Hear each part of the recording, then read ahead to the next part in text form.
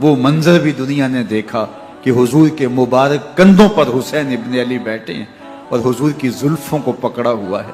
تو حضرت عمر رضی اللہ تعالیٰ عنہ دیکھ کے کہتے ہیں واہ واہ کیسی سواری میسر آئی حسین ابن علی کو. تو میرے آقا مسکرا کے کہتے ہیں عمر سواری دیکھتے ہو سوار بھی تو دیکھو. اللہ اکبر. حضرت اسامہ بن زید بن حارثہ رضی اللہ تعالیٰ عنہ فرماتے ہیں رات کا ایک پہر گزر گیا اور مجھے حضور سے کوئی کام تھا. میں آقا کریم کی خدمت میں حاضر ہوا, در دولت پہ دستک دی. حضور تشریف لائے تو چادر اوڑی تھی, بکل کی ہوئی تھی میرے حضور نے. تو میں نے اپنی حاجت کہی تو حضور نے میری حاجت پوری کر دی. لیکن ایک منظر میں نے دیکھا کہ حضور نے جو چادر کی بکل فرمائی تھی اس کے اطراف میں پہلوؤں میں ابھار تھے جس طرح اندر کوئی ہو. مجھ سے نہ رہا گیا, میں نے پوچھ لیا. میں نے کہا بندہ نواز چادر کے اندر کیا ہے؟ فکشفہ. تو حضور نے چادر کو کھول دیا. فائز الحسن والحسین علی ورکہ. تو کہتے ہیں میں نے اپنی آنکھوں سے دیکھا ایک پہلو سے امام حسین لپٹے ہوئے تھے, ایک پہلو سے امام حسن لپٹے ہوئے تھے. فرمایا یہ میرے بیٹے ہیں, یہ میری بیٹی کے بیٹے ہیں. اے اللہ میں ان سے پیار کرتا ہوں, تو بھی ان سے پیار کر. جو ان سے پیار کرے اس سے بھی پیار کر. ان کی محبت کا درس دیا, ان کے پیار کا سبق پڑھایا. کہا ان سے پیار کرنے والا میرے سے پیار کرنے والا ہے, ان سے بغض رکھنے والا میرے سے بغض رکھنے والا ہے. ان کی تکلیف حضور کو بے چین کر دیتی تھی.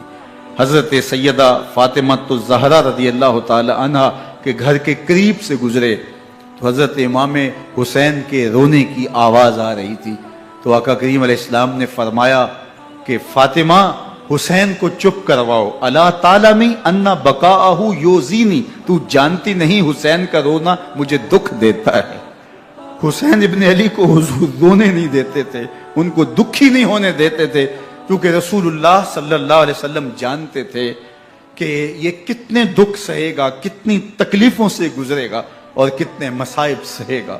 زمانے نے وہ گھڑیاں بھی دیکھی کہ حضرت حذیفہ بن یمان رضی اللہ تعالیٰ عنہ فرماتے ہیں کہ میں حضور کی خدمت میں نماز مغرب کی ادائیگی کے لیے حاضر ہوا, اور میں نے یہ اجازت خاص طور پہ اپنی ماں سے اس شرط پہ لی تھی کہ امی آپ مجھے اجازت دیں, میں حضور کی خدمت میں حاضر ہوتا ہوں, مغرب کی نماز بھی ادا کروں گا اور پھر حضور سے عرض کروں گا حضور میرے لیے اور میری ماں کے لیے بخشش کی دعا کر دیجئے. ماں نے اس شرط پہ اجازت دے دی اور میں حضور کی خدمت میں آ گیا. نماز مغرب ادا کی, سلام پھرا تو میرے دل میں آرزو تھی میں حضور سے عرض کروں حضور میرے لیے اور میری ماں کے لیے مغفرت کی بخشش کی دعا کر دیں. لیکن حضور عبادات میں, ذکر میں, نوافل میں ایسے مشغول ہوئے کہ میں آرزو رکھنے کے باوجود بھی عرض نہ کر سکا.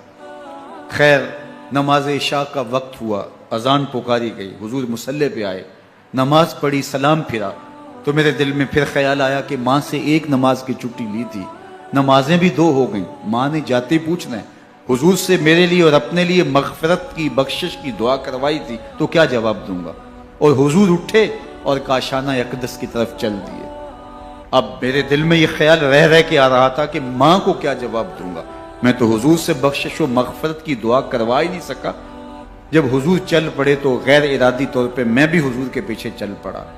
چلنے میں تھوڑی سی رفتار تیز ہو گئی جس سے قدموں کی آہٹ پیدا ہوئی. تو جب آواز پیدا ہوئی تو حضور نے رخ پھیرے بغیر فرمایا من ھذا, میرے پیچھے پیچھے کون آ رہا ہے؟ پھر خود ہی کہا حذیفہ تو نہیں. تو میرا دل دھڑک رہا تھا. قلت نعم, میں نے کہا جی حضور میں حذیفہ ہوں. فرمایا ما حاجتک غفر اللہ لک ولامک, کیا کام ہے اللہ تجھے بھی بخش دے تیری ماں کو بھی بخش دے. اب جو کام تھا وہ جنبش لب سے پہلے ہی ہو گیا. یہاں تو لفظوں کا سہارا بھی نہیں لینا پڑتا, وہ بند لبوں کی بولیاں بھی سنتے ہیں. اقبال بولا ہے فروغت صبح آثار و دہور, چشم تو بینندائے ما فی الصدور, تیری نظر تو سینوں کے چھپے راز بھی دیکھتی. تو کہا ما حاجتوں کا غفر اللہ لک ولامک, اللہ تجھے بخش دے تیری ماں کی بھی مغفرت کر دے, کیا کام ہے. اب جو کام تھا وہ تو ہو گیا. تو میرے حضور نے ارشاد فرمایا حذیفہ سنو, ابھی ابھی ایک فرشتہ آیا ہے جو اس سے قبل دھرتی پر پہلے کبھی نہیں آیا، آج پہلی مرتبہ اللہ سے اجازت لے کے 2 کام کرنے آیا ہے۔ ایک تو مجھے سلام کرنے آیا ہے اور دوسرا خوشخبری دینے آیا ہے کہ آپ کی بیٹی فاطمہ جنتی عورتوں کی سردار ہے اور حسن اور حسین جنتی جوانوں کے سردار۔ ایک طرف یزید ناپاک محسون کا پلیت بیٹا اور ایک طرف محمد عربی کا نواسا، فاطمہ کے دودھ کا اثر، علی المرتضیٰ کے خون کی تاثیر، رسول اللہ صلی اللہ علیہ وسلم کے کندھوں پہ بیٹھنے والا۔ ایک دن حضور نے امام حسین رضی اللہ تعالیٰ عنہ کے ہاتھ پکڑ لیے اور ان کے پاؤں اپنے پاؤں پہ رکھے اور پھر فرمایا بیٹے آگے بڑھو، اور ان کے پاؤں حضور کی پنڈلیوں پہ آئے۔ پھر کہا بیٹے اور آگے بڑھو، حتیٰ کہ ان کے پاؤں حضور کی رانوں پہ آئے۔ پھر فرمایا بیٹا اور آگے بڑھو، تو ان کے پاؤں حضور کے مبارک بطن اقدس پہ آئے۔ پھر بازوؤں کو کھینچ کے اپنے قریب کیا اور حسین ابن علی کے منہ میں اپنی زبان رکھ دی، اور وہ اس طرح چوس رہے تھے جس طرح کھجور چوسی جاتی ہے۔ تو اللہ کے محبوب علیہ السلام نے حسین ابن علی کو اپنی زبان کا لعاب دہن دے کر کے، وہ شیر رحمت دے کر کے، وہ کوثر و تسلیم سے پاکیزہ تر آب رحمت عطا کر کے ان کی ہمیشہ کے لیے پیاس بجھا دی، تاکہ کل کربلا کے تپتے ہوئے ریگزار میں حسین ابن علی کو پیاس کی شدت تنگ نہ کرے اور پائے استقلال میں لغزش نہ آنے پائے۔ ان نازوں سے پالے ہوئے حسین کو، ان محبتوں سے پالے ہوئے حسین ابن علی کو امتحان بھی اتنے بڑے درپیش تھے۔ یاری تیری سونا پر ازمیشاں تیریاں اگ، سونا پرکھیا جامدہ ہے نال اگاں دے لگ۔ جتنا بڑا شخص ہوتا ہے اتنی آزمائشیں بھی بڑی ہوتی ہیں۔ پیغمبر رحمت کی آغوش میں کھیلنے والا، حجرہ فاطمہ کا جانشین، مصلی رسول کا وارث، منبر رسول صلی اللہ علیہ وآلہ وسلم پر حضور کے مبارک پہلو اور گود میں بیٹھنے والا حسین، حضور کی زبان چوسنے والا حسین، حضور کے کندھوں پہ سواری کرنے والا حسین، آقا کریم علیہ الصلوۃ والسلام کے مبارک سجدے کی حالت کے اندر حضور کی پشت پہ کھیلنے والا حسین۔ قیامت تک حضرت امام حسین رضی اللہ تعالیٰ عنہ نے اپنی سنت کو بطور نمونہ چھوڑا اور فرمایا وَلَكُمْ فِيَّ أُسْوَةٌ، میں اس لیے خود کربلا کے ریگزار کے اندر ایک انوکھی داستان رقم کرنے جا رہا ہوں، تاکہ قیامت تک لوگوں کے لیے میری زندگی ایک نمونے کے طور پہ موجود رہیں اور جبر کے خلاف لوگ ٹکرانے کا حوصلہ رکھیں۔ حضرت امام حسین رضی اللہ تعالی عنہ نے کربلا کی اس دوپہر کے اندر جو عظیمت کی داستان رقم کی، اور جس طرح جبر کے سامنے پوری قوت سے سینہ تان کے کھڑے ہو گئے، 22,000 افراد کے سامنے تنہا شخص کا ڈٹ جانا یہ کوئی تماشا نہیں ہے۔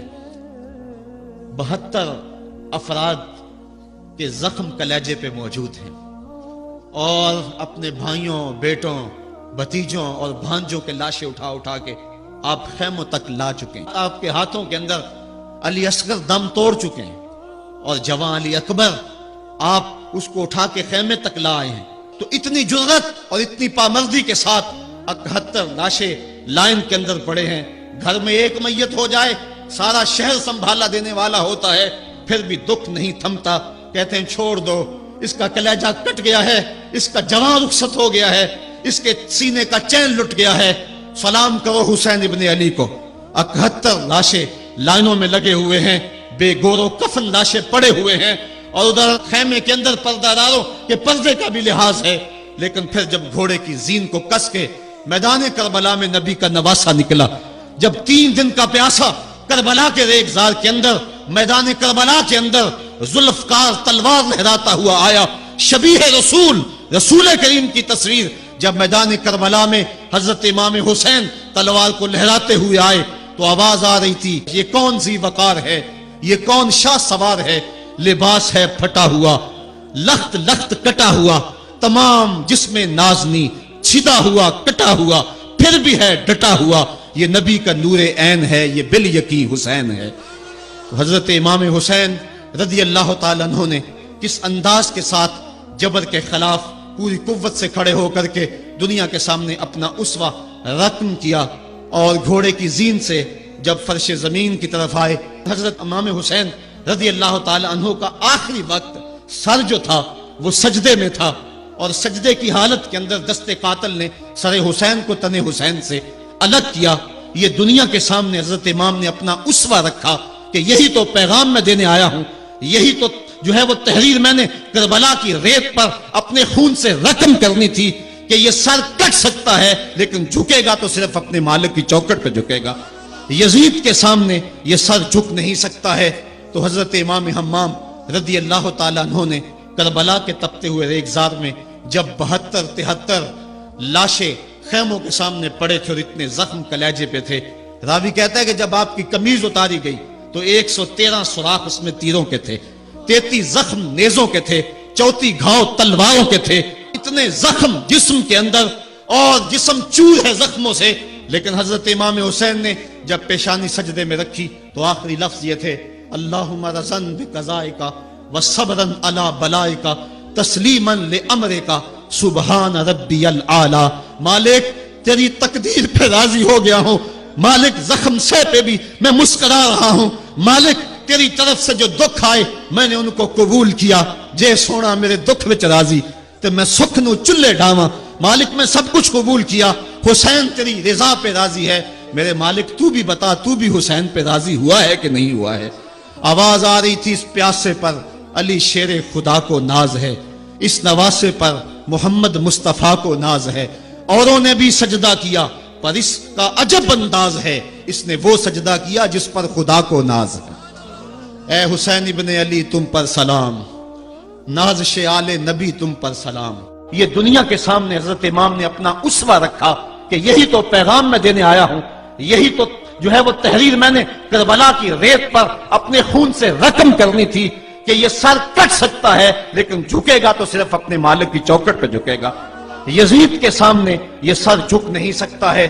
تو حضرت امام حمام رضی اللہ تعالیٰ عنہ نے کربلا کے تپتے ہوئے ریگزار میں جب 72-73 لاشیں خیموں کے سامنے پڑے تھے اور اتنے زخم کلیجے پہ تھے، راوی کہتا ہے کہ جب آپ کی قمیض اتاری گئی تو 113 سوراخ اس میں تیروں کے تھے، 33 زخم نیزوں کے تھے، 34 گھاؤ تلواروں کے تھے، اتنے زخم جسم کے اندر، اور جسم چور ہے زخموں سے۔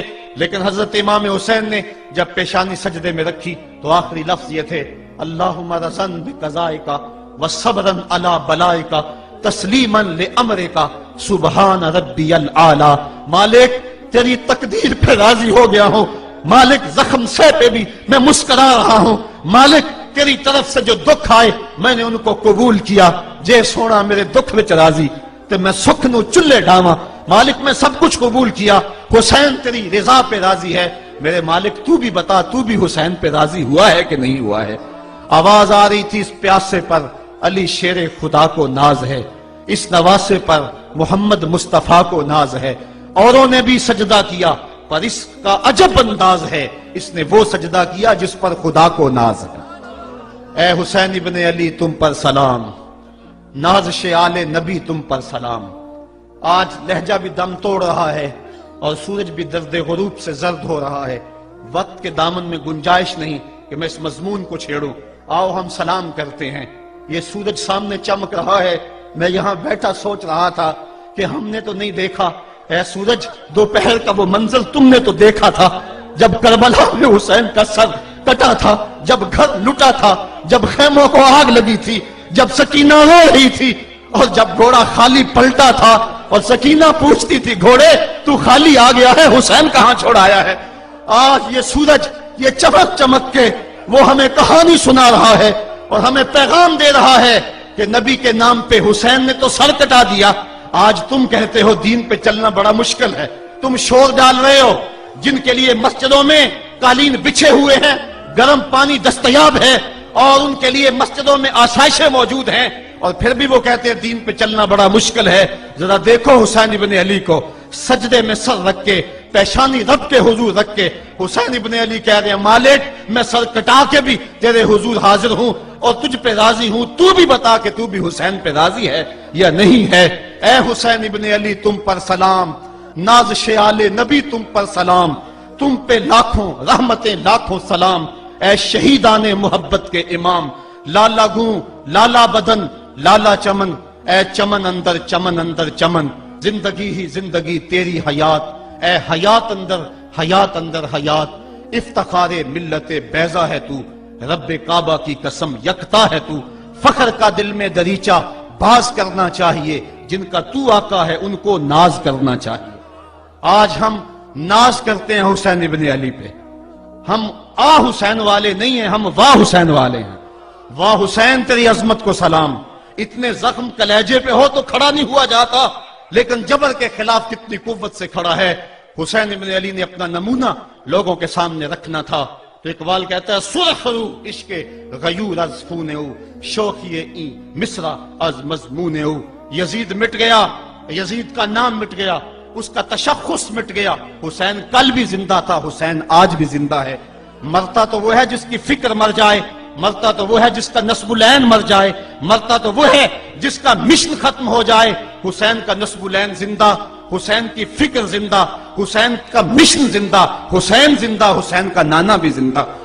آج بھی ہزاروں کروڑوں اربوں انسان حسین کا نام لے کے جی رہے ہیں۔ میں کہتا ہوں اگر کوئی یزید کا نام بھی لیتا ہے تو وہ سر جھکا کے دیتا ہے۔ کیسا تمہارا لیڈر ہے جس کا نام لیتے ہوئے بھی تمہیں شرم آتی ہے؟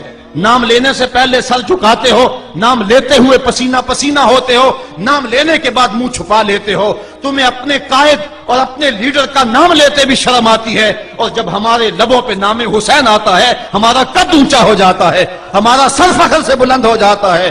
فخر کا دل میں دریچہ باز کرنا چاہیے، جن کا تو آقا ہے ان کو ناز کرنا چاہیے۔ تو حسین ابن علی نے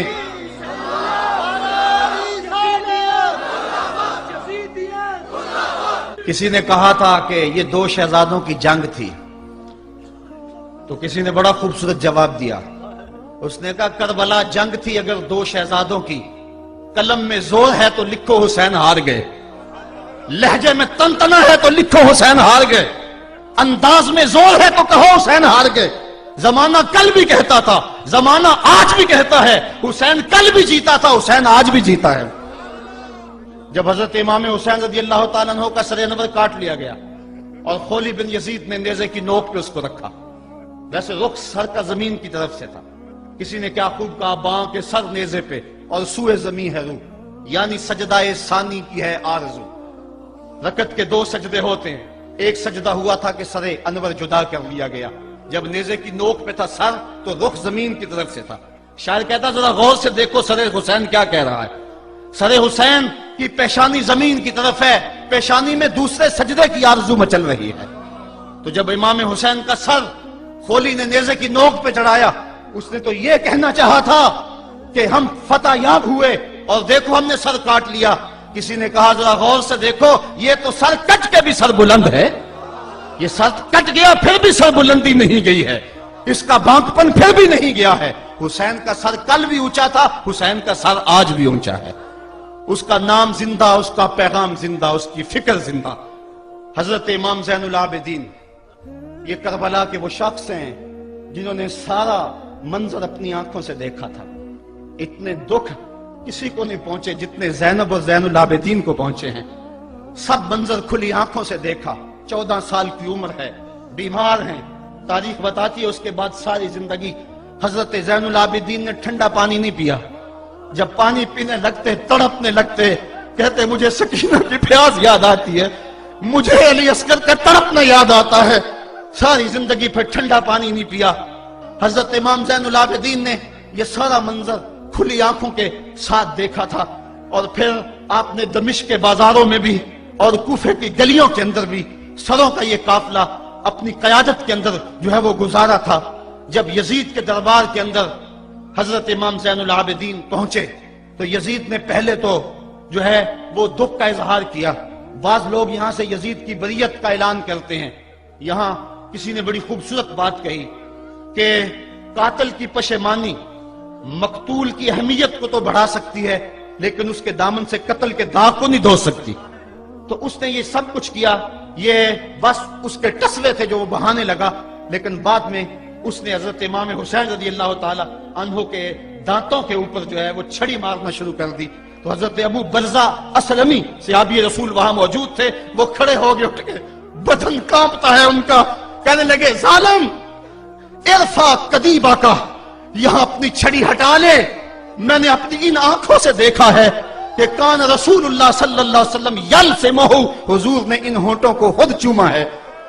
تو یہ کہہ کہ آپ دربار سے نکل گئے اور روتے تھے اور آپ کے بدن پہ کپ کی بھی تاری تھی. بعد میں یزید نے کہا حضرت غلطی ہو گئی اور یہ میں نہیں چاہتا تھا، بتائیں آپ کی کوئی شرط ہو. تو آپ نے فرمایا میری 4 باتیں مان لو. ان 4 باتوں میں ایک بات یہ تھی کہ سر حسین اور سر شہیداں ہمارے سپرد کر دو تاکہ ہم کربلا جا کے ان کی تدفین کر سکیں. دوسری یہ تھا کہ ہمیں مدینہ حفاظت سے پہنچا دو. تیسری شرط یہ تھی کہ مجھے جو ہے وہ جمعے کا خطبہ دینے کی اجازت دو آج دمشق جامع مسجد کے اندر. چوتھی بات آپ نے یہ فرمائی کہ قاتلان حسین جو ہے وہ میرے سپرد کرو. اس نے کہا ہاں کون ہے قاتل حسین کا؟ لوگوں نے کہا کھولی ہے. کھولی نے کہا میں نے قتل نہیں کیا، یہ سنان بن انس نخی نے کیا ہے. سنان بن انس نخی کو کہا ہاں تو بتا. کہنے لگا میں قتل کیوں کرنا تھا، یہ تو شمر ذل جوشن نے کیا ہے. شمر ذل جوشن کو کہا تو بتا. کہنے لگا میں نے قتل نہیں کیا، میرا کون سا حسین نے کچھ بگاڑا تھا، قتل اس نے کیا ہے جس کی حکومت کو خطرہ تھا. تو یہ ہے وہ ہے قاتل حسین کا. اب یزید کہنے لگا تمہاری یہ شرط تو میں پوری نہیں کر سکتا، یہ بات تو پوری نہیں کر سکتا، اب خطبہ دے لو. اب حضرت امام زین العابدین خطبہ دینے کے لیے کھڑے ہوئے. خطابت تو اس گھر کی لونڈی ہے، جب یہ بولتے ہیں تو حکمت کے موتی دولتے ہیں. جو ہی امام زین العابدین کھڑے ہوئے، 14 سال عمر ہے اور دمشق کی جامع مسجد ہے. یزید بھی بیٹھا تھا، یعنی سلطنت بھی تھے، عوام کا بھی ہجوم تھا. جب آپ نے خطبہ شروع کیا لوگ زاروں کے تار رونے لگے اور آپ نے اہل بیت کے مناقب جب لوگوں کے سامنے رکھے تو یزید گھبرا گیا کہ کہیں لوگ میرے گریبان تک نہ پہنچے. اس نے مؤذن کو اشارہ کیا جلدی جلدی اذان پڑھو. تو جب اس نے کہا اللہ اکبر اللہ اکبر تو حضرت شہزادہ زین العابدین نے کہا کہ اس کے اندر کوئی شک نہیں کہ اللہ سب سے بڑا ہے. جب شہادتین کا کہا اشہد ان لا الہ الا اللہ، حضرت امام زین العابدین نے اس کے جواب کے اندر کہا ہاں ہاں اللہ کے علاوہ کوئی معبود نہیں ہے، اس کی گواہی ہم نے خون سے دی ہے، ہم نے اپنے لہو سے دی ہے اس کی گواہی.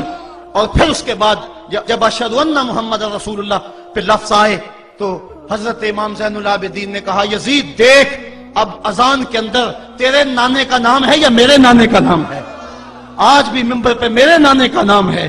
تو یزید مر گیا، اس کا نام مر گیا، اس کا تشخص مر گیا. حسین کل بھی زندہ تھا، حسین آج بھی زندہ ہے. حسین کربلا کے تپتے ہوئے ریگزار میں بھی زندہ تھا، کوفے کے بازار میں بھی زندہ تھا اور دمشق کی جامع مسجد میں بھی زندہ تھا، مدینے میں بھی زندہ، مکے میں بھی زندہ، کابل میں بھی زندہ، کندھار میں بھی زندہ، قلعہ جنگی میں بھی زندہ، تورا بورا میں بھی زندہ، موصل میں بھی زندہ، بغداد میں بھی زندہ، غزہ کی پٹی میں بھی زندہ، فلسطین میں بھی زندہ. آج حسین کی زندگی اور حسین کا باقپن دنیا کو بتا رہا ہے، بش کو بتا رہا ہے تیرے منہ پہ تماچا حسین مارے گا. زمانہ بتائے گا کہ حسین کل بھی زندہ تھا، حسین آج بھی زندہ ہے. حسین کی فکر لے کے اٹھو اور پوری دنیا پہ چھا جاؤ اور زمانے کو بتاؤ کہ ہم حسین ابن علی کے سپاہی ہیں. صرف محرم کے دن آنسو بہا لینے سے کچھ نہیں ہوگا. کیا صرف محرم حسین کا مہینہ ہے؟ نہیں، سب پورا سال حسین کا ہے، پوری زندگی حسین کی ہے، پورے زمانے حسین کے ہیں. یہ صرف عاشور کا دن یا عاشور کی شب ہی حسین کی نہیں، سارے زمانے حسین کے ہیں. کل بھی حسین کا تھا، آج بھی حسین کا ہے، کل بھی حسین کا ہوگا. آؤ اٹھیں، قرآن کو لے کر کے حسین ابن علی نیزے کی نوک پر بھی چڑھ کے قرآن سنایا اور آج ہم اسی قرآن کی دعوت کو لے کر کے اٹھیں اور حسین ابن علی کے پیغام کو گھر گھر